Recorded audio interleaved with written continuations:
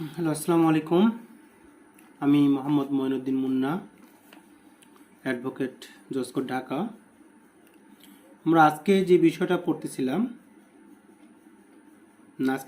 পড়ব সেটা হচ্ছে ফৌজদারি কার্যবিধি, 1898 সালের আইন।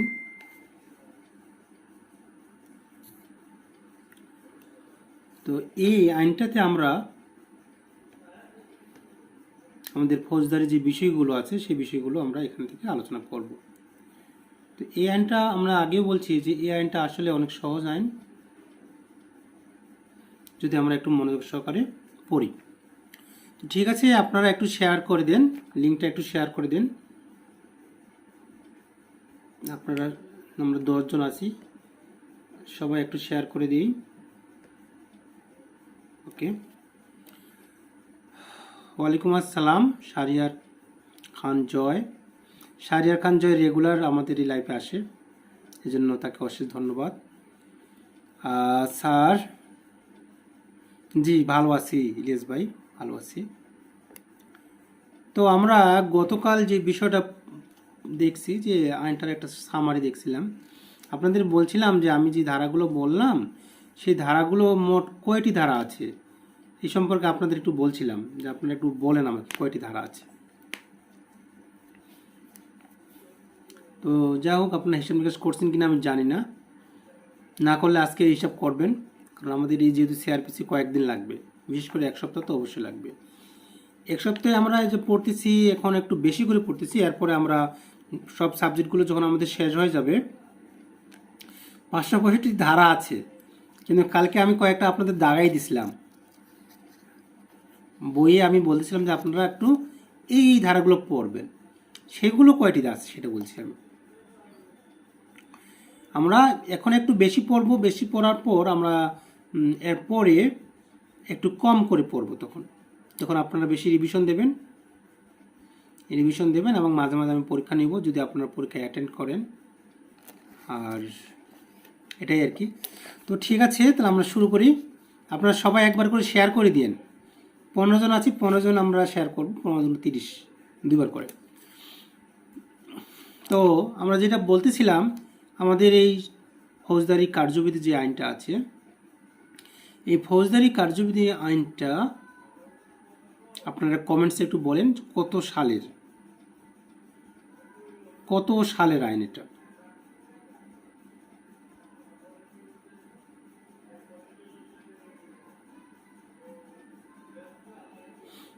কত সালের আইন?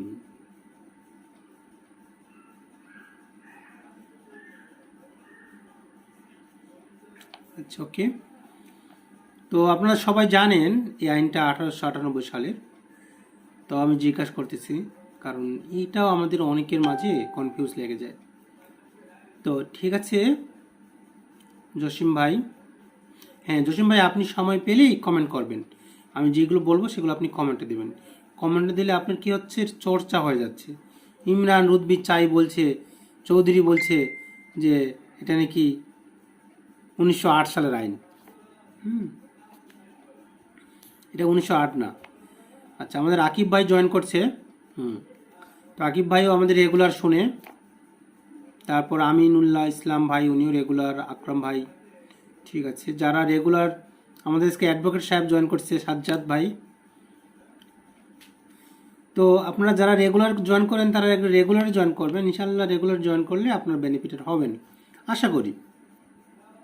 আচ্ছা, তো যেটা বলতেছিলাম, হ্যাঁ বজলু ভাইও রেগুলার জয়েন করে, রনি ভাই তো করেই। যে জিনিসটা আপনাদের বলতেছি সেটা হচ্ছে ফৌজদারি কার্যবিধি কবে প্রণীত হয়। ফৌজদারি কার্যবিধি কবে প্রণীত হয়, মানে ইনেক্টেড হয়, পাবলিশড হয় কবে?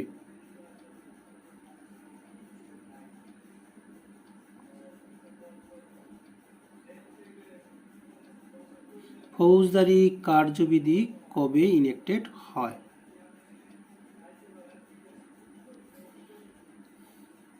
ইনশাল্লাহ দোয়া তো সবার জন্য থাকবে, আমরা সবাই সবার জন্য দোয়া করব। আমার সিনিয়র মাঝে মাঝে বলে দুইটা জিনিস করতে মানে কার্পণ্য করা দরকার মানে উচিত না, সেটা হচ্ছে একটা দোয়া আর মানুষকে রেসপেক্ট জানানো। ঠিক আছে, এটা করতে টাকাও লাগে না, কোনো কিছু না, বরঞ্চ যত করবেন তত আপনি বেনিফিটেড হবেন। হ্যাঁ ঠিক আছে, 22শে মার্চ। আচ্ছা, এরপরে আমরা তো আজকে পড়ায় চলে যাই। আমি ধরে নিচ্ছি আপনাদের কাছে সবার কাছে বই আছে, আপনারা বইটা নিয়ে নেন, হাতে নিয়ে নেন। আজকে আমরা প্রথম থেকে শুরু করতেছি, ধারায় 1 নম্বর ধারা, 22শে মার্চ। ঠিক আছে, আমিনুল ভাই।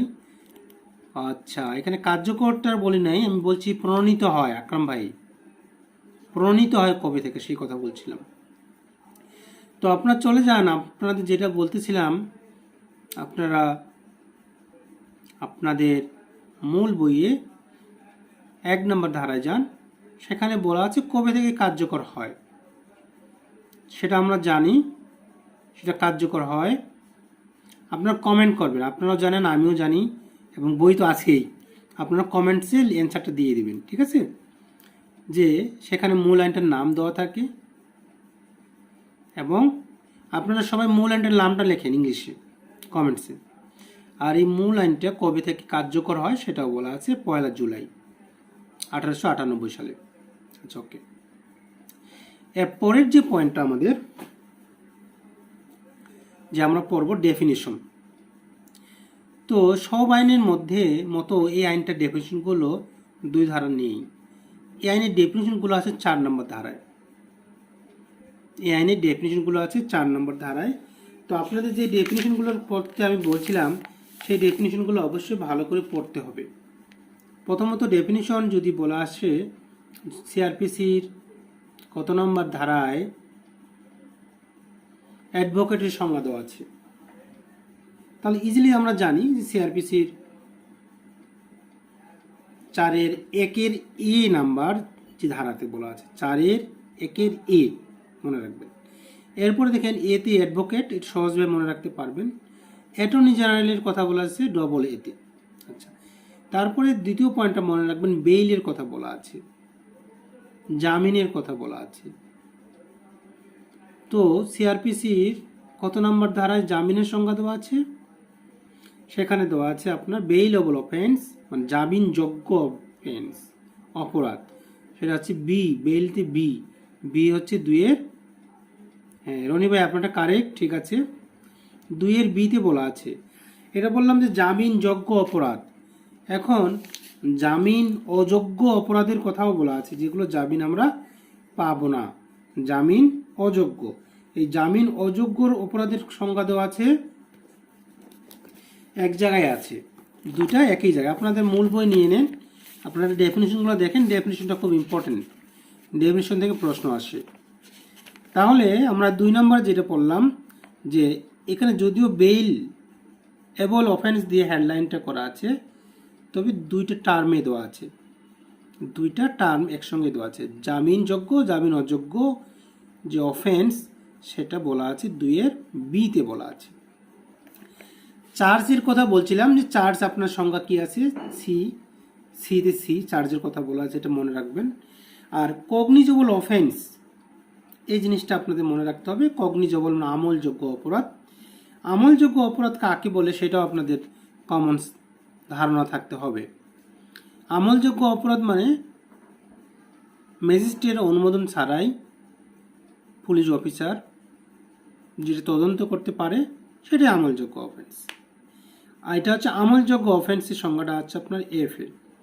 আর আমল অযোগ্য অফেন্স নামে একটা আছে, যেটা আমল অযোগ্য, সেটা হচ্ছে এনে যাবেন, নন কগনিজেবল, যেটা আমরা বলি নন কগনিজেবল। হ্যাঁ, বেইলের ধারণা ঠিক আছে, 496 থেকে 498, ওটা আমরা পুরো ডিটেলসে যাব। আমি পড়াচ্ছি এখন কগনিজেবল অফেন্স, আর এটা হচ্ছে নন কগনিজেবল অফেন্স। দেখি তাহলে কগনিজেবল অফেন্স হচ্ছে এফ এ, আর নন কগনিজেবল হচ্ছে এন এ। এর আগে আমরা যেটা পড়েছিলাম বেইলেবল, নন বেইলেবল একটা ধারাতে ছিল, কিন্তু কগনিজেবল এবং নন কগনিজেবল 2টা ভিন্নতা আছে। এই বিষয়টা পড়বেন, আপনারা দেখবেন। আর যেটা ভেরি ভেরি ইম্পর্টেন্ট হচ্ছে কমপ্লেইন, নালিশ, অভিযোগ, কমপ্লেইন, এটা খুব ইম্পর্টেন্ট। এটা হচ্ছে এইসি আছে। আপনারা বাংলা ইংলিশ নিয়ে আপনাদের কোনো কনফিউজ হওয়ার দরকার নেই। আপনারা যখন কোশ্চেনটা হাতে পাবেন দেখবেন আপনাদের দুইটা সেট আছে, একটা ইংলিশ এক পাশে বাংলা আছে। তো আপনারা যখন বুঝতেছেন না যে এটা কী হবে, তখন আপনারা ইংলিশে চলে যাবেন, দেখবেন আপনার প্রপার অ্যান্সারটা ওইখানে আছে। আচ্ছা, তো আপনারা দেখেন যেটা বলতেছিলাম, কগনিজেবল অফেন্স আর নন কগনিজেবল তো বললামই। এরপরে যে বিষয়টা আসছে সেটা হচ্ছে আপনার অভিযোগ, নালিশ, কমপ্লেইন্ট। এই কমপ্লেইন্ট কিভাবে করা যায়, কার কাছে করতে হয়, এটা একটা বিষয়। কমপ্লেইন্ট ম্যাজিস্ট্রেটের বরাবর করতে হয়, লিখিত মৌখিক যে কোনোভাবেই করা যায়, এটা একটা বিষয় গেল। এরপরে যেটা ভেরি ভেরি ইম্পর্টেন্ট, খুবই ইম্পর্টেন্ট, যেটা বারবার আসে, আমলযোগ্য অপরাধীর কথা একটু পরে আলোচনা হয়ে গেছে। তাহলে আপনারা কমেন্টসে বলেন যে কমপ্লেইন্ট কত নাম্বার ধারাতে আছে। এরপরে চলে যাই আমরা যে অনুসন্ধান এবং তদন্ত, এই দুটো খুবই ইম্পর্টেন্ট, কাছাকাছি, এবং প্রশ্নটা খুবই আসে, অনুসন্ধান এবং তদন্ত। এই দুইটা টার্ম আপনারা একটু মনোযোগ সহকারে দেখবেন। অনুসন্ধানের শব্দটা হচ্ছে ইনকোয়ারি। ইনকোয়ারি শুধুমাত্র ম্যাজিস্ট্রেটরাই করতে পারে। আর ইনভেস্টিগেশন কারা করে? ইনভেস্টিগেশন করে পুলিশ অফিসার অথবা ম্যাজিস্ট্রেট অন্য ব্যক্তিকে কোনো কিছু প্রদান করে আর কি। তো আপনারা দেখবেন এখানে জাস্ট মনে রাখবেন যে ইনকোয়ারি ম্যাজিস্ট্রেট করে আর ইনভেস্টিগেশন পুলিশ করে, জাস্ট এইটুকু মনে রাখলেই হবে। এখন আপনাদের কাছে একটা প্রশ্ন হলো, আপনারা এখানে লিখবেন, হ্যাঁ ইউনুস ভাই, কে এবং এল, ঠিক আছে, ধন্যবাদ। এই দুটো টার্ম আপনারা কে এবং এল ভাবে মনে রাখবেন। ওকে, এরপরে চলে যান, আপনারা নন কগনিজেবল বলছি, অফেন্স এর সংজ্ঞা কোথায় দেওয়া আছে, আপনারা এটা একটু লেখেন, অফেন্সের সংজ্ঞাটা কোথায় আছে। অফেন্স মানে অপরাধ। এই অপরাধ কাকে বলে সে বিষয়ে আমরা জানি, যেটার আইনে যার শাস্তির বিধান আছে, যেটা কাজ করলে আইনে শাস্তিযোগ্য, সেটাই হচ্ছে অপরাধ। আর অপরাধে ওতে অফেন্স, ওতেই আছে, ওতে হচ্ছে অফেন্স, ও যে শব্দটা, হ্যাঁ এই ওতেই আছে, মনে রাখবেন, ওতে অফেন্স আর ওতেই আছে। এই অফেন্সে আরেকটা সংজ্ঞা দেওয়া আছে দণ্ডবিধিতে, সেখানে আবার 40 নম্বরে আছে, 40 নম্বর ধারায় দণ্ডবিধিতে আছে। হ্যাঁ রনি ভাই ঠিক আছে, ম্যাজিস্ট্রেট এবং আদালত করতে পারে। আসলে আমরা আদালত বলতেই ম্যাজিস্ট্রেট বুঝি, আর ম্যাজিস্ট্রেট মানে আদালত বুঝি আর কি। ওকে, এরপরে যেটা পড়ব সেই শব্দটা হচ্ছে পাবলিক প্রসিকিউটর, পিপি। এটা আমাদের মনে রাখতে হবে। হ্যাঁ দণ্ডবিধির 40-এ আছে। আপনাদের কাছে প্রশ্ন হলো পিপি মিনিংটা কি? পিপির ফুল মিনিংটা আপনারা একটু লেখেন। পিপিটা হচ্ছে পাবলিক প্রসিকিউটর। পাবলিক প্রসিকিউটর কে নিয়োগ করে এবং এরা কিভাবে বিধিবিধানগুলো আছে, এই সমস্ত সব কিছুই আমাদের ফৌজদারি কার্যবিধিতে আলোচনা করা আছে। তো আমরা দেখব এই পাবলিক প্রসিকিউটরকে সরকার নিয়োগ দিয়ে থাকে। এখানেই দেখেন এই ধারাটাতে আপনারা পাবেন 492 যে ধারা আছে সেখানেই বলা আছে সরকার নিয়োগ করে। জসিম ভাইকে ধন্যবাদ পিপি লেখার জন্য।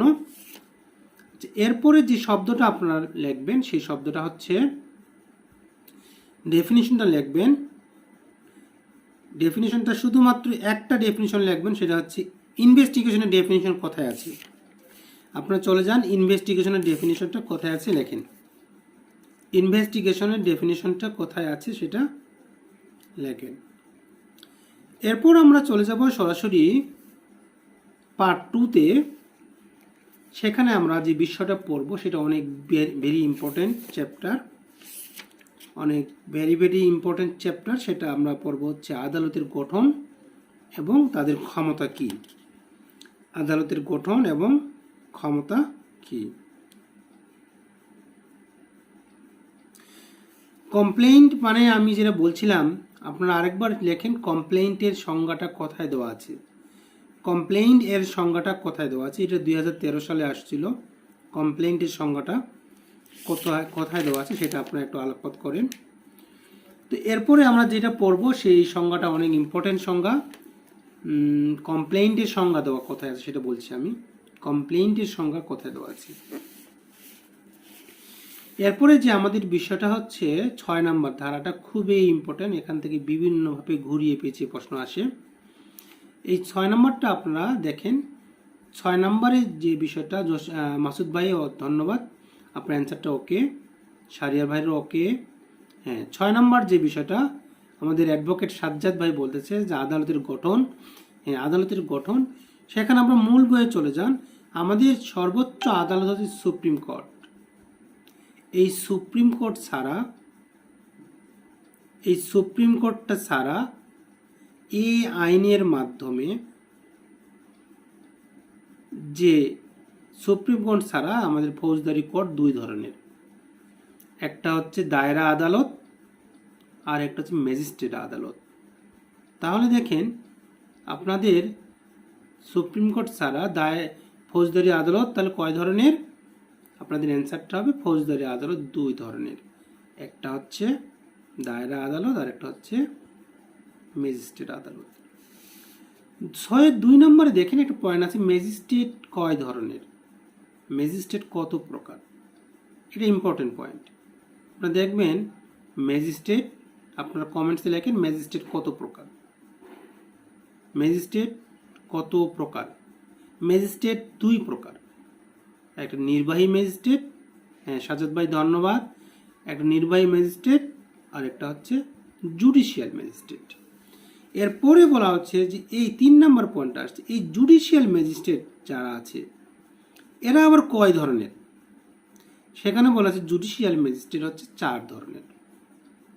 First class, second class, third class, আর একটা হচ্ছে চিফ জুডিশিয়াল ম্যাজিস্ট্রেট। প্রথম chief judicial magistrate, first class magistrate, second class magistrate, third class magistrate. এই যে ম্যাজিস্ট্রেট আছে এই ম্যাজিস্ট্রেটগুলো আবার এলাকার উপর ডিপেন্ড করে দুই ভাগে ভাগ করা যায়। সেটাও এখানে বলা আছে। একটা হচ্ছে আপনার মেট্রোপলিটন এলাকার জন্য মেট্রোপলিটন ম্যাজিস্ট্রেট, এবং যেগুলো এলাকা মেট্রোপলিটন না সেখানে জুডিশিয়াল ম্যাজিস্ট্রেট। এছাড়াও আপনি দেখবেন অতিরিক্ত যে আমরা দেখব চিফ জুডিশিয়াল ম্যাজিস্ট্রেট, অতিরিক্ত মেট্রোপলিটন ম্যাজিস্ট্রেট, ঠিক আছে। এইগুলোর ক্ষমতা হচ্ছে চিফ জুডিশিয়াল ম্যাজিস্ট্রেট এবং চিফ মেট্রোপলিটন ম্যাজিস্ট্রেটের সমান পর্যায়ে। তো এই ধারাটা খুবই ইম্পর্টেন্ট। এই ধারা থেকে প্রায় প্রশ্ন আসে, অনেকভাবে প্রশ্ন আসে, ঘুরিয়ে পেঁচিয়ে প্রশ্ন আসে। আপনারা এটা পড়বেন। এরপরে চলে যাবেন আপনারা সরাসরি 9 নাম্বার ধারাতে। আমি আশা করি আপনাদের সবার কাছে বই আছে, খাতা কলম নিয়ে আপনারা বসছেন। তো ঠিক আছে, চলে যান 9 নম্বর ধারায়। 9 নম্বর ধারাতে বলা আছে code of session. Code of session. তাহলে দায়রা আদালতের ধারা কত? দায়রা আদালতের গঠন সংক্রান্ত, দায়রা আদালত সংক্রান্ত যে বর্ণনা দেওয়া আছে সেটা কত নম্বর ধারায়? আপনারা বলবেন 9 নম্বর ধারায়। ওকে। তো দায়রা আদালত, সেশন কোর্ট আর সেশন জাজ এটা সম্পূর্ণ ভিন্ন। প্রত্যেকটা সেশন কোর্টে একজন করে সেশন জাজ থাকে। তো দেখেন এই সেশন কোর্ট দায়রা আদালতে 3 শ্রেণীর বিচারক থাকে। এদের 3 শ্রেণীর বিচারক থাকে। আমি আপনাদের বলছি যে আপনাদের কাছে বই আছে আশা করি। তো আপনি 9 নম্বর ধারায় যান। 9 নম্বর ধারায় আপনি দেখবেন যে দায়রা আদালতে 3 শ্রেণীর বিচারকের কথা বলা আছে। প্রথম শ্রেণীর বিচারক এই আপনার দায়রা জাজ, অতিরিক্ত দায়রা জাজ আর যুগ্ম দায়রা জাজ, এই 3 ধরনের জাজের কথা বলা আছে আপনারা দেখেন। এবং আরেকটা শব্দ আপনারা দেখবেন যে মেট্রোপলিটন এলাকায় এক ধরনের দায়রা জাজ থাকে এবং আদারদের মেট্রোপলিটন যেটা সেখানে আরেক ধরনের দায়রা জাজ থাকে। তো এই দুইটারে দেখবেন একটু পার্থক্য কোনো কিছুই না, শুধু মেট্রোপলিটন এলাকায় হচ্ছে আপনার মেট্রোপলিটন বা মহানগর দায়রা আদালত আর অন্যান্য জায়গায় শুধু দায়রা আদালত। দুইটা আদালতেরই একই ধরনের তিন স্তর বিশিষ্ট জাজ থাকে, বিচারক থাকে। এখন প্রশ্ন হলো, এই যে দায়রা জাজ যারা আছে, দায়রা জাজ, অতিরিক্ত দায়রা জাজ বা যুগ্ম দায়রা জাজ, হ্যাঁ রনি ভাই ধন্যবাদ, আপনার কমেন্টসে অ্যান্সারগুলো দিতে থাকবেন। এদেরকে কে নিয়োগ করে?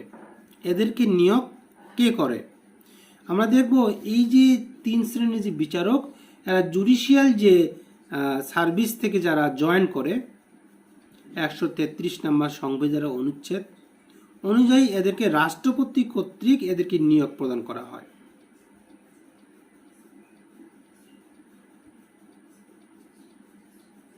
আচ্ছা, ওকে, হ্যাঁ আকরাম ভাই ঠিক আছে, আমরা ওইখানে এখন যাইনি। তাহলে দেখেন আমরা দায়রা জজ সম্পর্কে 9 নম্বরটা। এখন যদি বলি দায়রা আদালত কত নম্বর ধারায় আলোচনা করা আছে, তা আপনারা অ্যান্সারটা একটু দিয়ে দেন, দায়রা আদালত কত নম্বর ধারায় আছে। এরপরে আমরা চলে যাব হচ্ছে খুব ইম্পর্টেন্ট ধারা 10 নম্বর ধারা। এই ধারাটাকে বলা নির্বাহী ম্যাজিস্ট্রেট, এক্সিকিউটিভ ম্যাজিস্ট্রেট। প্রশ্ন আসে হেডলাইন থেকেই যে এক্সিকিউটিভ ম্যাজিস্ট্রেটের ধারা কত। জাস্ট এটুকুই যদি আপনি মনে রাখতে পারেন আপনার জন্য এনাফ। তাহলে 10 নম্বর ধারায় এক্সিকিউটিভ ম্যাজিস্ট্রেট সম্পর্কে আলোচনা করা আছে। তো আপনাদের কাছে প্রশ্ন হলো এক্সিকিউটিভ ম্যাজিস্ট্রেট কত নম্বর ধারায় আছে, এটা আপনার কমেন্টসে করবেন। 9 নম্বর ধারায় না, এক্সিকিউটিভ ম্যাজিস্ট্রেট। এখন এই নির্বাহী ম্যাজিস্ট্রেট কারা হবে এবং এই নির্বাহী ম্যাজিস্ট্রেটের প্রধান কে, এখানে বলা আছে। তো নির্বাহী ম্যাজিস্ট্রেটের প্রধান হচ্ছে ডিসি বা ডিস্ট্রিক্ট ম্যাজিস্ট্রেট। আর নির্বাহী ম্যাজিস্ট্রেট সাধারণত হয় যে প্রশাসন, যে বিসিএস এর যে নিয়োগ হয় প্রশাসন ক্যাডার থেকে, তারা হয়। এছাড়াও হচ্ছে সহকারী কমিশনার, উপজেলা নির্বাহী অফিসার, অতিরিক্ত ডেপুটি কমিশনার, মহানগর এলাকায়, দেখেন আপনার এই পয়েন্টটা ইম্পর্টেন্ট, মহানগর এলাকায় পুলিশ কমিশনার নির্বাহী ম্যাজিস্ট্রেট দায়িত্ব পালন করে। ওকে, সেটা হচ্ছে আপনার মনে রাখবেন। আপনারা চলে যান ধারা নাম্বার 10-এর 7 নম্বর পয়েন্টে বলা আছে, 10-এর 7-এ বলা আছে, 10-এর 5, 6, 7 এগুলো পয়েন্টগুলো মনে রাখবেন। এরপরে চলে যাব জুডিশিয়াল ম্যাজিস্ট্রেট। তো আপনার এখানে শুধু হেডলাইনটু পড়লেই চলবে, জুডিশিয়াল ম্যাজিস্ট্রেট কত নম্বর ধারায় আছে এবং এই জুডিশিয়াল ম্যাজিস্ট্রেট কি নিয়োগটা কিভাবে হয় সেটা আমরা জানি। সংবিধানের 133 নম্বর অনুচ্ছেদের আলোকে রাষ্ট্রপতি কর্তৃক তাদেরকে নিয়োগ প্রদান করা হয়, এটুকু মনে রাখলে চলবে। তো ঠিক আছে, আমরা সামনের দিকে যাচ্ছি, জুডিশিয়াল ম্যাজিস্ট্রেট শেষ। এরপরের যে বিষয়টা সেটা হচ্ছে 11 নম্বর ধারার কথা বললাম, 12 নম্বর ধারায় চলে যান, স্পেশাল বা বিশেষ ম্যাজিস্ট্রেট। এখানে স্পেশাল ম্যাজিস্ট্রেট শব্দটাই আপনি মনে রাখবেন যে স্পেশাল ম্যাজিস্ট্রেট সম্পর্কে কত নম্বর ধারায় আছে, এইটুকুই জানলেই আমার মনে হয় যথেষ্ট আপাতত। আর স্পেশাল ম্যাজিস্ট্রেট হচ্ছে 3 ধরনের, স্পেশাল ম্যাজিস্ট্রেট হচ্ছে 3 ধরনের, একটা স্পেশাল নির্বাহী ম্যাজিস্ট্রেট, স্পেশাল জুডিশিয়াল ম্যাজিস্ট্রেট আর স্পেশাল মেট্রোপলিটন ম্যাজিস্ট্রেট, এই 3 ধরনের। এখন আপনাদের কাছে আমার প্রশ্ন হলো জুডিশিয়াল ম্যাজিস্ট্রেটের ধারা কত, জুডিশিয়াল ম্যাজিস্ট্রেটের ধারা কত আপনারা এটা লিখবেন, জুডিশিয়াল ম্যাজিস্ট্রেটের ধারা কত, এটা অ্যান্সার আপনারা লেখেন।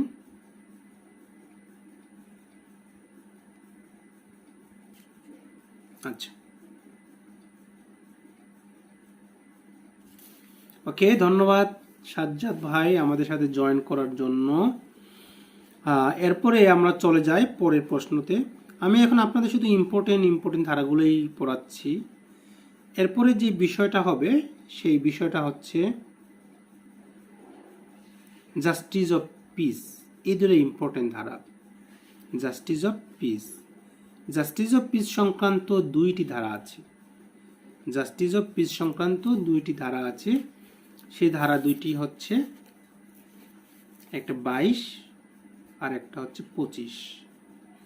এই 2টি ধারা আমাদের মনে রাখতে হবে। প্রশ্ন হলো জাস্টিস অফ পিস সংক্রান্ত কয়টি ধারা আছে, আপনারা একটু কমেন্টসে লিখবেন জাস্টিস অফ পিস সংক্রান্ত কয়টি ধারা আছে। এবং কি কি। দেখেন 22 নম্বর যে ধারাটা, সেখানে বলা আছে মফস্বল এলাকার ক্ষেত্রে জাস্টিস অফ পিসটা কীরকম হবে, সে বিষয়ে একটা আছে। আমরা প্রত্যেকে ট্রাই করব আমাদের নিজ নিজ পেজে, নিজ নিজ ফেসবুকে বা আদার্স যে গ্রুপের সাথে আমরা জড়িত আছি সেখানে একবার করে শেয়ার করে দেওয়ার জন্য, ঠিক আছে? ওকে। আর আমি এগুলো হচ্ছে আমার পেজে তো থাকেই, এছাড়াও আমার একটা ইউটিউব চ্যানেল খুলছি। সেই চ্যানেলটা আপনারা যদি সার্চ দেন, প্রফেশনাল, বানানটা ভালো করে লিখে যদি সার্চ দেন প্রফেশনাল ল একাডেমি, তাহলে কিন্তু আপনারা সেখানে ওই ভিডিওটা পাবেন। সেখান থেকে দেখতে পারেন। এছাড়াও আমার অন্যান্য ক্লাস আছে, যেগুলো জুমে যে ক্লাসগুলো করাই, সেই ক্লাসগুলো আপনারা দেখতে পারবেন। তো আপনারা ওইটা সাবস্ক্রাইব করে আপনার প্রফেশনাল ল একাডেমি লিখে সাবস্ক্রাইব করবেন। করার পরে আপনারা এখানে বেল বাটন আছে, এখানে ক্লিক করবেন, তাহলে আমার জুমের ক্লাসগুলো আপনারা এখান থেকে দেখতে পারবেন সেখানে। তো ওকে, যে কথাটা আমি বলতেছিলাম আপনাদের 22 নম্বর ধারা, 22 নম্বর ধারার বিষয়টা ছিল যে মফস্বল এলাকার, এখানে বাংলাদেশের যে কোনো নাগরিক তিনি এই জাস্টিস অফ পিস হতে পারে। এটা ইম্পর্টেন্ট না, ইম্পর্টেন্ট হচ্ছে 25 নম্বর ধারাটা, এটা ইম্পর্টেন্ট। এখান থেকে প্রশ্ন আসে, জুডিশিয়ারিতেও আসে, বার কাউন্সিলও আসে। এক্স অফিসিওভাবে জাস্টিস অফ পিস কারা কারা হতে পারে সেই সংক্রান্ত বিধিবিধানগুলো 25 নম্বর ধারাতে আছে।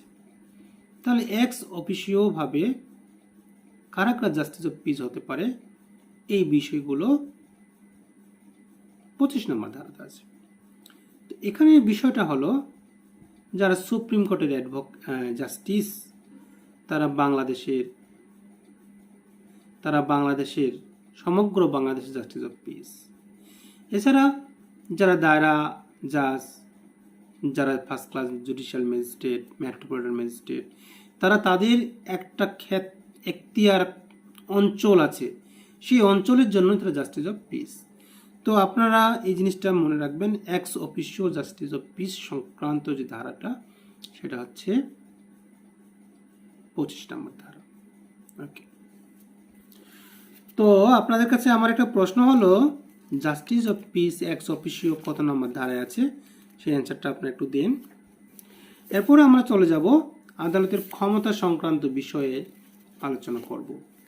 আদালতের ক্ষমতা, তো এখানে অনেক ধারা আছে, আমরা সব ধারা পড়ব না। তো আমরা ধারা পড়ব হচ্ছে 19-এর বি এবং 19-এর সিটা ইম্পর্টেন্ট।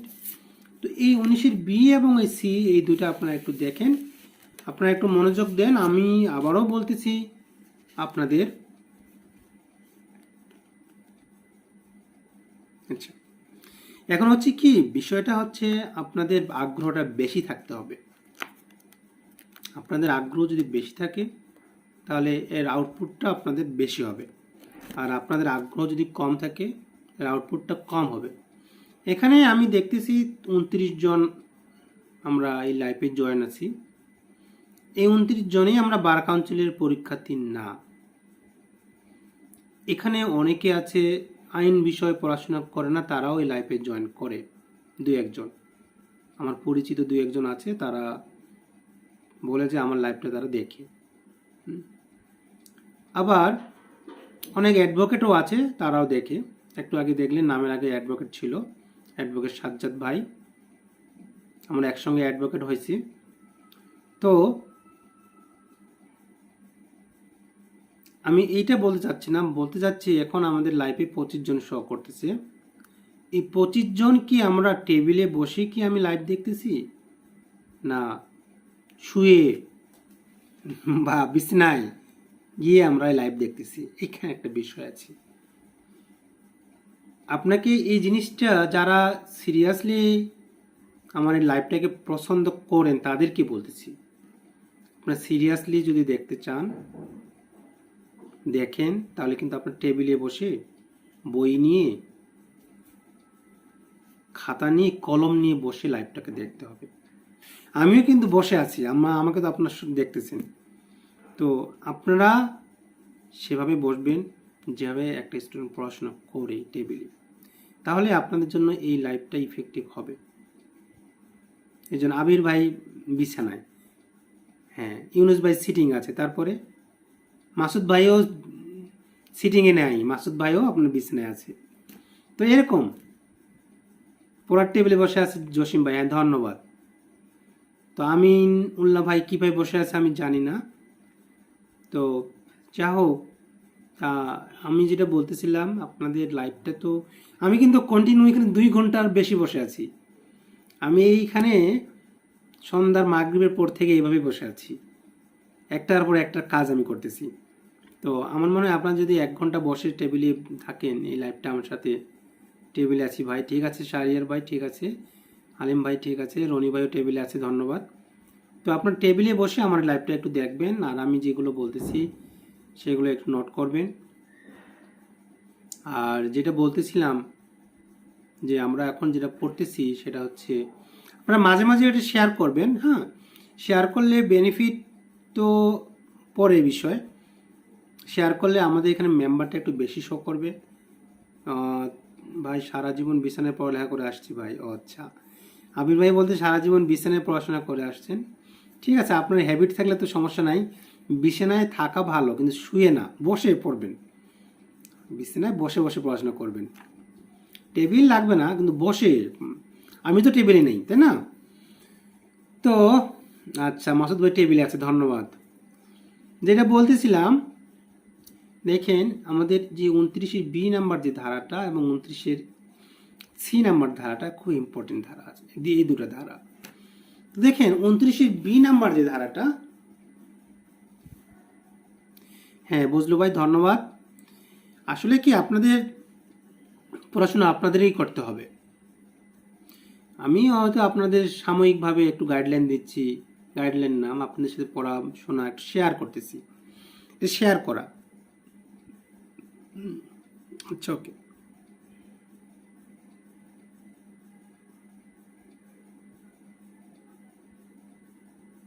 আচ্ছা ধন্যবাদ মেহেদি ভাই। যাই হোক মেহেদি ভাই আমাদের লাইভ ক্লাস জয়েন হয়েছে আমাদের অ্যাডভোকেট সাজ্জাদ ভাইয়ের পরামর্শ অনুসারে। তো ঠিক আছে ভাই, আপনি দেখতে থাকেন, আর আমি যেভাবে বলছি আপনারা সেভাবে একটু প্রস্তুতি নিন। প্রস্তুতি নিয়ে ইনশাল্লাহ সব কিছুর দেওয়ার মালিক বিধাতা, আপনাদের চেষ্টা করেন। আর সব কিছুর পিছনে লেগে থাকতে হয়, লেগে থাকলে একসময় হয়ে যায়। ওই যে মেহেদি ভাই পরিপ্রেক্ষিতে বলি, আমাদের সাজ্জাদ ভাই 2012 সালে না 13 সালে পাশ করছে, সে 2020 সালে অ্যাডভোকেট হলো। এর আগেও 1-2বার দিয়েছিল, হয়তো বা হয়নি। তো লেগে থাকতে হবে, লেগে থাকলে অবশ্যই আমরা পাশ করব। এখন হচ্ছে লেগে থাকতে হবে, আমি এভাবে ফেল করতে পারি, এটা কোনো বিষয় না, আমি লেগে আছি কি না সেটা একটা বিষয়। আমি বলবো যে স্টুডেন্ট লেগে থাকবে বার কাউন্সিল তার জন্য সহজ পানির মতো, কিন্তু লেগে থাকবে না তার কাছে বার কাউন্সিল কঠিন হয়ে যাবে। কারণ আইনগুলো যতবার পড়বেন ততবার ভুলবেন, এটা স্বাভাবিক। তো যাই হোক, আমি মনে করি যে আপনারা 1 ঘন্টা 2 ঘন্টা যাই হোক, বিভিন্ন ব্যক্তি বিভিন্ন লাইভে আসে, আপনারা তাদের লাইভগুলো দেখতে পারবেন। এক এক ব্যক্তি এক একভাবে কথা বলে, তো সবারই কথা তো গ্রহণযোগ্য, মানে নিজেদের কাছে গ্রহণযোগ্যতা বিভিন্নভাবে হয়। তো আপনারা ইনশাল্লাহ মেহেদি ভাই, ঠিক আছে। তো যাই হোক, আপনারা নিজের মতো পড়াশোনা করবেন, আর আমি যেগুলো বলি সেগুলো একটু ফলো করার চেষ্টা করবেন। তো যেটা আমি বলতেছিলাম আপনাদের, যে 29-এর বি এবং 29-এর সি নামে 2টা ধারা আছে, এই 2টা ধারা খুব ইম্পর্টেন্ট, আপনারা এই 2টা ধারা একটু বইয়ের সাথে নেন। 29-এর বি নাম্বার যে ধারাটা আছে, কিশোরদের বিচার করার এখতিয়ার সম্পর্কে বলা আছে, কিশোরদের বিচার সংক্রান্ত বিষয়গুলো আলোচনা করা আছে। তাহলে 29-এর বি, সেটা কিশোর অপরাধ যারা, তাদের কথা বলা আছে, তাদের বিচার কে করবে এই বিষয়ে আপনারা দেখেন। আপনাদের কাছে বই থাকলে আপনার বইয়ে যান, আমি বলছি সবসময় বইটা আপনারা হাতে রাখবেন, বইয়ে যান, বইয়ে দেখেন এই কিশোর অপরাধ যারা, তাদের অপরাধের বিচারটা কারা করবে এবং এই কিশোরের বয়সটা কত, এই 2টা বিষয়। তাহলে দেখেন কিশোরের বয়সটা হবে, আপনারা দেখেন কিশোরদের বয়সটা হবে 15 বছর কম, অর্থাৎ 15 বছরের নিচে। তাহলে কিশোরের বয়সটা কত আপনারা কমেন্টসে একটু দিয়ে দেন। কিশোরের বয়সটা হবে কত? কিশোর যিনি, ওনার বয়সটা হবে 15 বছরের কম। আচ্ছা, এরপরে আপনারা দেখেন এই যে বিচারটা করবে কে, আপনারা বইয়ে চান, বইয়ে দেখেন এখানে যে 15 বছরের যদি কম হয় আর ওনার অপরাধের ধরনটা যদি মৃত্যুদণ্ড বা যাবজ্জীবন না হয়, তাহলে অপরাধের যে ধরনের কথা আমি বলছি সেই অপরাধের ধরনটা, হ্যাঁ মেহেদি ভাই আপনাকে ধন্যবাদ কমেন্টস করার জন্য। হ্যাঁ 15 ইয়ার্স লেস, ইউনুস ভাই ওকে ধন্যবাদ। আমি যে বিষয়টা আপনাদের কথা বলতে চাচ্ছি এখানে দুইটা পয়েন্ট। আচ্ছা মেহেদি ভাই আপনি আইন পাঠ বইটা পড়েন, কোনো বিষয় না, কিন্তু আপনার কাছে মূল বই থাকতে হবে। আইন পাঠ জাহাঙ্গীর স্যারের বই, ভালো বই।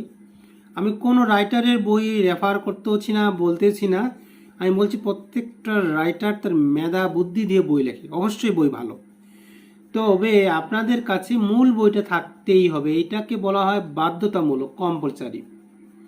মূল বইয়ের বিকল্প নাই, মূল বই থাকতেই হবে। তো আপনাদের কাছে যদি না থাকে আপনারা দেখেন একটা মূল বইয়ের সেট, তবে বাজারে বিভিন্ন পাবলিকেশনের মূল বই আছে। তো আমি আমার যে বড় ভাই, ছোট ভাই এবং আমার সাথে যারা কোচিংয়ে পড়াশোনা করে, আমার কোচিংয়ে যারা পড়ে, তাদেরকে আমি সবাইকে বলি যে সুফি প্রকাশনীর মূল বইটা ভালো লাগে আমার কাছে। সুফি প্রকাশনীর আমি কোনো আয়না মানে অ্যাডভার্টাইজার না, বা সুফি প্রকাশনী আমাকেও চিনে না। তো আমি বলতে সুফি প্রকাশনীর যে বইগুলো, মূল বইগুলো আছে, এই মূল বইগুলো একটু সহজ প্রকৃতির লেখা, প্যারা প্যারা করে আছে, বোঝা যায় সহজে। তো যেটা বলতেছিলাম, তাহলে দুইটা বিষয়ের কথা বলতেছি। একটা বিষয় ছিল 15 বছরের কম, আরেকটা বিষয় ছিল অপরাধের ধরনটা মৃত্যুদণ্ড বা যাবজ্জীবন হবে না। এই দুইটা যদি না, এই মৃত্যুদণ্ড যাবজ্জীবন না হয় এবং অপরাধের বয়সটা যদি 15 বছর, অপরাধীর বয়সটা যদি 15 বছর কম হয়, তাহলে এর বিচার করবে কারা? দেখেন আপনাদের বই আছে, এর বিচার করতে পারবে হচ্ছে সিজিএম, অর্থাৎ চিফ জুডিশিয়াল ম্যাজিস্ট্রেট। এগুলোর দাম আপনার 520 টাকা, একটা সেটের দাম 520-30 টাকা রাখে ওরা। যারা কিনছে তাদের কাছ থেকে বললাম আর কি, আমার এই কোচিংয়ের কিছু কিছু স্টুডেন্ট কিনে নিয়ে আসে, 520, 30, 40 যার কাছে যেরকম পায়, 7টা বই আর কি। তো দেখেন আমি যেটা বলছিলাম আপনাদের, তাহলে কে করবে? চিফ জুডিশিয়াল ম্যাজিস্ট্রেট বিচার করবে, চিফ মেট্রোপলিটন ম্যাজিস্ট্রেট বিচার করবে, অথবা যাকে স্পেশালি পাওয়ারটা দেওয়া হয় সে বিচারটা করবে। তো এই যে 3টে টার্ম বললাম, এটা আপনারা মনে রাখবেন। দ্বিতীয় নম্বর পয়েন্টে যাচ্ছি, 29-এর সি এর সাথে 29-এর এটা পড়তে হবে। 29-এর সিতে দেখেন এখানেও বলা আছে মৃত্যুদণ্ড নয়, হেডলাইনটা চলে যান, শিরোনামে চলে যান, ডিরেক্ট লেখা আছে মৃত্যুদণ্ড নয় এমন অফেন্সের পানিশমেন্ট, এমন অফেন্স বিচার কারা করবে, এই বিষয়গুলো আলোচনা করা আছে। সেখানে বলা আছে যেটা মৃত্যুদণ্ড নয় এমন যদি অপরাধ হয়, এই মৃত্যুদণ্ড নয় অর্থাৎ মৃত্যুদণ্ড ছাড়া কোনো অপরাধ যদি কোনো ব্যক্তি করে, তাহলে এই অপরাধটির বিচার করবে chief judicial magistrate, chief metropolitan magistrate, অতিরিক্ত চিফ জুডিশিয়াল ম্যাজিস্ট্রেট। এরা এই কাজটা করতে পারবে, বিচারটা করতে পারবে। আবার বলা হচ্ছে মৃত্যুদণ্ড নয়, যাবজ্জীবন নয়, 10 বছরের অধিক যদি না হয়, এই রকম কোনো অপরাধের বিচার করতে পারবে মেট্রোপলিটন ম্যাজিস্ট্রেট অথবা ফার্স্ট ক্লাস ম্যাজিস্ট্রেট। এখন এই যে বিচার করবে, এই বিচারের পানিশমেন্ট বলা আছে 33-এর এ নাম্বার একটা ধারা, কো নাম্বার একটা ধারা আছে। এই 33-এর কো নাম্বার ধারাতে যে বিষয়টা আলোচনা করা আছে সেটা হচ্ছে স্পেশালভাবে যদি 29C, ওখানে 29C-ও উল্লেখ আছে, দেখেন আপনাদের কাছে বই থাকলে 33 নাম্বার চলে যান, 29C শব্দটা আছে। 29C যে ধারা অনুসারে যারা বিচার কার্যক্রম করবে তাদের কতটুকু পানিশমেন্ট দিতে পারবে এই বিষয়ে কিছু কথা বলা আছে। এই বিষয়ের কথাটা আপনাদের জানতে হবে, কতটুকু পানিশমেন্ট দিতে পারে। তাহলে 29C অনুসারে যারা বিচার কার্য পরিচালনা করবে ক্ষমতাপ্রাপ্ত, তারা 7 বছরের পর্যন্ত পানিশমেন্ট দিতে পারবে। আপনি দেখেন তাহলে 33-এর কোন নাম্বার ধারা যান, দেখেন লেখা আছে 7 বছর পর্যন্ত কারাদণ্ড দিতে পারবে, অর্থাৎ 7 বছরের অধিক দিতে পারবে না।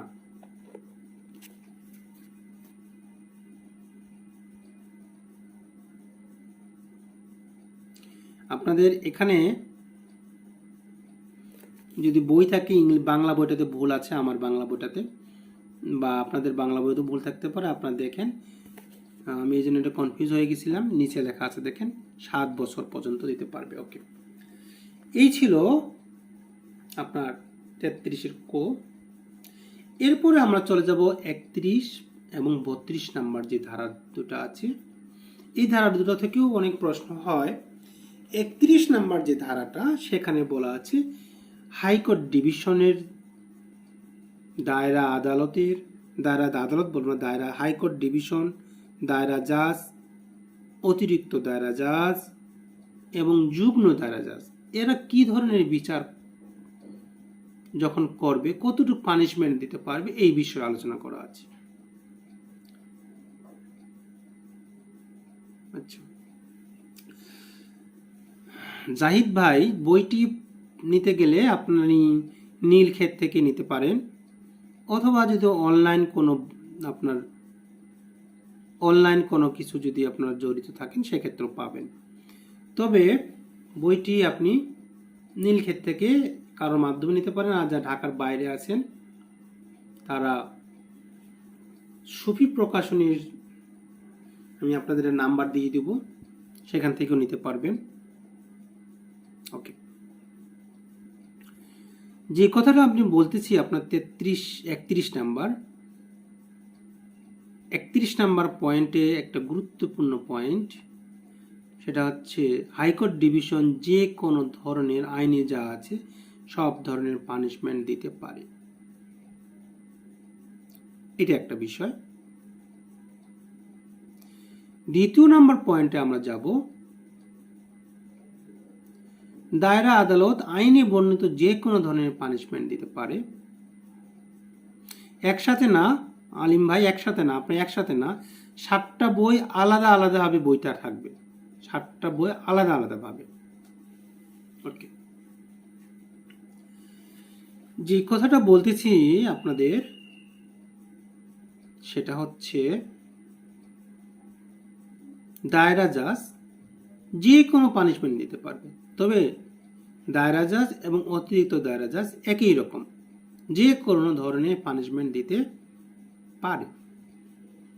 তবে তাদের মৃত্যুদণ্ড যদি কোনো পানিশমেন্ট হয় তাহলে সেটা অবশ্যই হাইকোর্ট ডিভিশন থেকে এটা পারমিশন অ্যাপ্রুভ হয়ে আসতে হয় কার্যকর করার জন্য। আচ্ছা, অনুমোদন নিতে হয় আর কি। তৃতীয় নম্বর যে পয়েন্টটা ছিল যুগ্ম দায়রা জাজ, এই যুগ্ম দায়রা জাজের কতটুকু ক্ষমতা, তো আমরা শর্টকাট করে মনে রাখবো, যুগ্ম দায়রা জাজের ক্ষমতাটা হচ্ছে সর্বোচ্চ 10 বছর পর্যন্ত পানিশমেন্ট দিতে পারে। এতক্ষণ সবগুলো যে পানিশমেন্টের কথা বললাম, তাহলে অর্থদণ্ডের কোনো লিমিট নেই, যেহেতু আইনি বলা নেই তাহলে আমরা ধরে নেব কোনো লিমিট নেই। এখান থেকে প্রশ্ন কিন্তু 12 সালে আসছে, 13 সালে, 14 সালে, 15 সালে, দেখেন। হ্যাঁ, আসলে 520 টাকায় কিন্তু অনেকে কিনছে। তো ইভেন আমিও একজনকে কিনে দিয়েছি, একদিন গিয়েছিলাম 520 টাকা, এই জন্য বললাম 520 টাকা। তো আপনি দর কষাকষি নেবেন, 500 টাকাও দিতে পারে আপনাকে। এবং 480 টাকাও দিতে পারে। এই দর কষাকষির বিষয়, হ্যাঁ, কারণ ব্যবসা তাদের। ওকে, এরপরের বিষয়টা জানা আপনারা 32 নম্বর। এখানে 3 শ্রেণীর ম্যাজিস্ট্রেট কথা বলা আছে, first class, second class, third class. First class ম্যাজিস্ট্রেটের কী ধরনের পানিশমেন্ট দিতে পারে সেখানে বলা আছে যে 5 বছর পর্যন্ত এবং 10,000 টাকা পর্যন্ত। সেকেন্ড ক্লাস, ফার্স্ট ক্লাস বলতে এখানে মেট্রোপলিটন ম্যাজিস্ট্রেট জড়িত, সকল metropolitan magistrate first class. Second class দিতে পারে হচ্ছে 3 বছর 5,000 টাকা, থার্ড ক্লাস দিতে পারে 2 বছর 2,000 টাকা। এইগুলো কিন্তু খুবই ইম্পর্টেন্ট, খুবই ইম্পর্টেন্ট। আরেকটা জিনিস মনে রাখতে হবে আপনারা, জসিম ভাই আমি পরে দেবো আপনাকে, আমাকে বই থেকে দেখে আপনার দিতে হবে, আমি কালেক্ট করে আপনাকে দেব, ঠিক আছে? তো জাহিদ ভাই, আমি যেটা বলছিলাম আপনার 32 নাম্বার যে ধারাটা ছিল, আসলে এখানে তো অ্যাডভার্টাইজ হয়ে গেল ভাই, বিজ্ঞাপন হয়ে গেল। বিজ্ঞাপন তো আসলে ঠিক না, কারণ অন্যজন অন্য মতন নিতে পারে। আসলে আমি কারো বিজ্ঞাপন দেই না, বা কারো আমি মানে কি বলতে, সবাই কি ভালো বলা উচিত। তো আমার একটা ব্যক্তিগত অপিনিয়ন দিলাম আপনাদের আর কি। ওকে,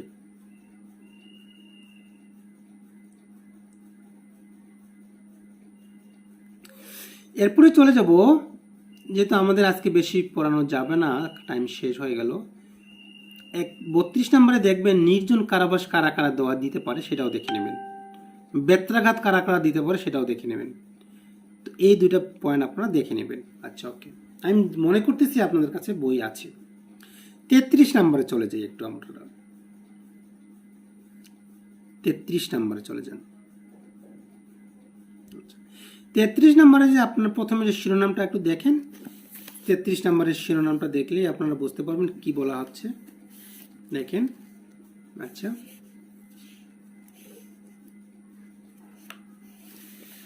33 নম্বরের শিরোনামটা হলো জরিমানা অনাদায়, অর্থাৎ জরিমানা আদায় করতে পারতেছে না গভর্নমেন্ট, সেক্ষেত্রে কি হবে? জরিমানা যদি অনাদায় হয় তাহলে একটা কথা মনে রাখবেন,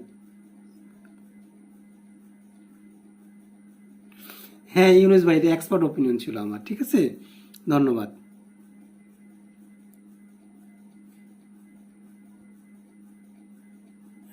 আচ্ছা, আমি তো আর ওদেরকে বলি নাই যে আমি এই কোচিং চালাই, আমি অবশ্য 500 টাকায় কিনছিলাম, হ্যাঁ, একজন 520 টাকায়। আমি তো ওদেরকে পরিচয় দিইনি, আমি আমার মতো দর কষাকষি করে নিয়েছি, ঠিক আছে। তো যেটা বলতেছিলাম আপনাদের যে 133 নম্বর ধারাটা দণ্ডবিধির 65 নম্বর ধারার সাথে একটু মিলিত আছে। সেখানে বলা আছে যদি জরিমানা যদি আমরা আদায় না করতে পারি তাহলে মূল যে অপরাধ ছিল সেই অপরাধের 4 ভাগে 1 ভাগ আমাদের পানিশমেন্ট হবে, আবার 4 ভাগের 1 ভাগ আমাদের কারাদণ্ড হবে। তাহলে এটুকুই মনে রাখবেন, 4 ভাগের 1 ভাগ, এটুকু মনে রাখলেই চলবে। জরিমানা অনাদায়ের ক্ষেত্রে, ফৌজদারি কার্যবিধির ক্ষেত্রে 4 ভাগের 1 ভাগ আপনাকে আবার কি করতে হবে, মূল কারাদণ্ডের পানিশমেন্ট, সর্বোচ্চ পানিশমেন্টের আপনার অপরাধ খাটতে হবে। তবে 4 ভাগ মানে কারাদণ্ড হবে, তো 4 ভাগের 1 ভাগের বেশি না, কমও হতে পারে, ফিক্স না, কমও হতে পারে। মূল যে পানিশমেন্টটা, সেই মূল পানিশমেন্টটা মনে করেন চুরি শাস্তি 3 বছর, জরিমানা করলে আপনার 10,000 টাকা, তাহলে 3 বছরের 3 বার 36 মাস, 9 মাস হয়। তো 9 মাসের আরও কম হতে পারে, একদিনও হতে পারে, 2 মাসও হতে পারে, তবে 9 মাসের বেশি হবে না, এটা বলতে চাচ্ছি আর কি। তো আজকে আমাদের 11টা বেজে গেছে, আমরা 33-এর ক পর্যন্ত আজকে শেষ করলাম।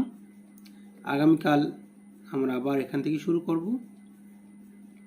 তো আপনাদের যে কথাটা বলতেছিলাম, আপনাদের একটু হোমওয়ার্ক ছিল, যারা রেগুলার আমার এই লাইভটাতে জয়েন করেন তাদের জন্য।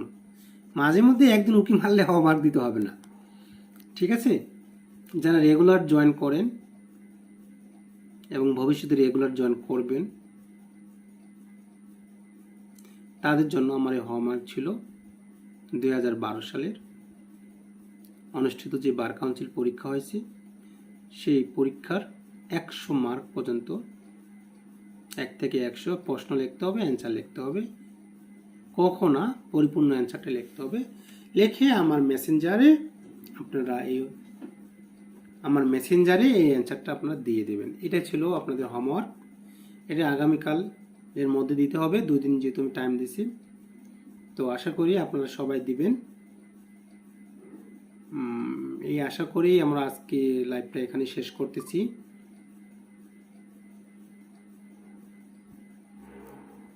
স্যার আমি আজকে আসতে দেরি হয়েছে, সরি। সমস্যা নেই, আমাদের এইগুলো আপনারা আপনি আবার দেখতে পারবেন, আমাদের পেজে থাকবে, অথবা আমার একটা চ্যানেল আছে, চ্যানেলটা আমি এখনও সেভাবে শুরু করিনি। চ্যানেলটা হচ্ছে প্রফেশনাল ল একাডেমি, এই পেজের নামই দেওয়া আছে। যদি পেজ থেকে গেছি তো চ্যানেলটা আপনার সার্চ দিয়ে সাবস্ক্রাইব করে নিলে আপনার সেখানেও পাবেন। পাশাপাশি আমার জুমের যে ক্লাসগুলো আগামীকাল থেকে সেগুলো আমি দিয়ে দেবো, সেগুলো আপনারা দেখতে পারবেন। আর কোনো প্রবলেম হলে আপনারা আমাকে কমেন্টসের মাধ্যমে জানাতে পারেন বা মেসেজের মাধ্যমে জানাতে পারেন। ইনশাল্লাহ আমি যতটুকু পারি আপনাদের হেল্প করব। তো আজকে এখানে আমরা রাখি। আল্লাহ হাফেজ, আপনারা ভালো থাকেন। আসসালামু আলাইকুম।